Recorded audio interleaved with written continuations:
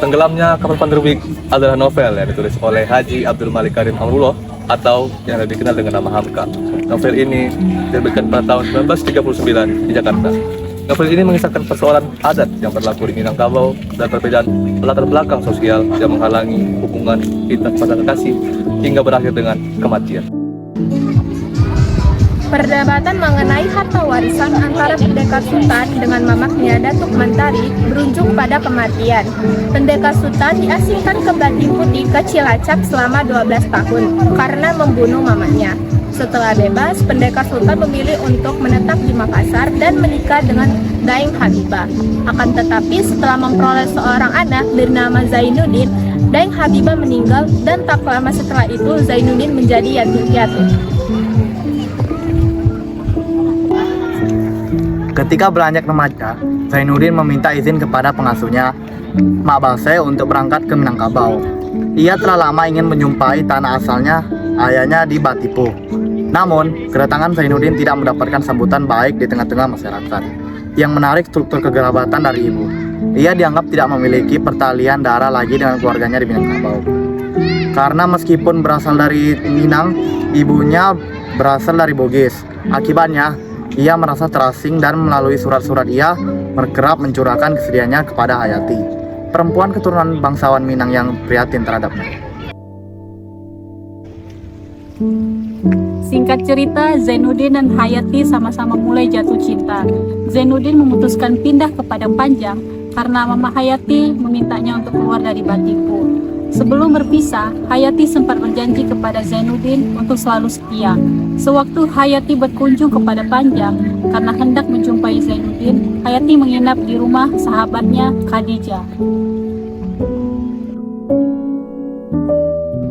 Namun sekembali dari Padang Panjang, Hayati langsung dihadapkan oleh permintaan keluarganya untuk menikah dengan Aziz. Keluarga Hayati yang lebih menyukai Aziz karena ia murni dari keturunan Minang dan dari keluarga yang terpandang ketimbang Zainuddin. Meski masih mencintai Zainuddin, Hayati pun akhirnya menerima pinangan dari Aziz.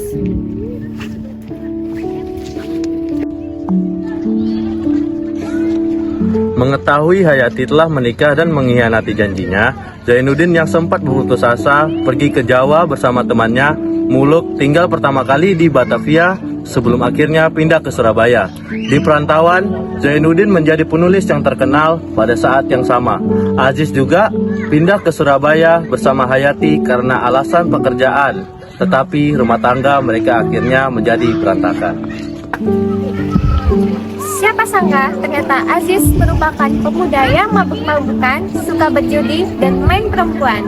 Akhirnya ia jatuh miskin dan bangkrut. Lalu ia meminta tolong pada Zainuddin memutuskan untuk bunuh diri, dan dalam sepucuk surat ia berpesan agar Zainuddin menjaga Hayati. Namun Zainuddin tidak memaafkan kesalahan Hayati. Hayati akhirnya disuruh pulang ke Batipu dengan menaiki kapal Van der Wijk. Di tengah-tengah perjalanan, kapal yang dinaiki Hayati tenggelam. Dan setelah Zainuddin mendengar berita itu, ia langsung menuju ke sebuah rumah sakit yang ada di Tuban. Sebelum kapal tenggelam, Mulak yang menyesali sikap Zainuddin memberitahu Zainuddin bahwa Hayati sebenarnya masih mencintainya. Namun, tidak lama setelah Zainuddin datang, Hayati meninggal. Sepeninggal Hayati, Zainuddin menjadi sakit-sakitan sampai akhirnya meninggal. Jasadnya dimakamkan di dekat pusara Hayati. Setelah membaca dan memahami isi keseluruhan novel Tenggelamnya Kapal Van der Wijk, ada 4 nilai yang bisa kita ambil dari novel ini. Yang pertama, nilai moral. Pentingnya kebiasaan untuk memaafkan. Hal tersebut terlihat dari penyesalan Zainuddin setelah Hayati meninggal. Andai saja dulu Zainuddin maafkan dan menerima Hayati kembali, mungkin mereka sudah hidup bahagia. Nilai sosial yang kedua yaitu nilai sosial. Pada saat Muluk dan keluarganya mau menerima dan membantu Zainuddin saat terpuruk, Muluk dan keluarganya juga ada saat Zainuddin membawa Aziz yang saat itu bangkrut. Nilai ketiga adalah nilai adat istiadat. Pada saat Zainuddin hendak menikahi Hayati, keluarga dan kepala adat tidak menyetujui pernikahan tersebut karena Zainuddin dan Hayati dianggap tidak sederajat.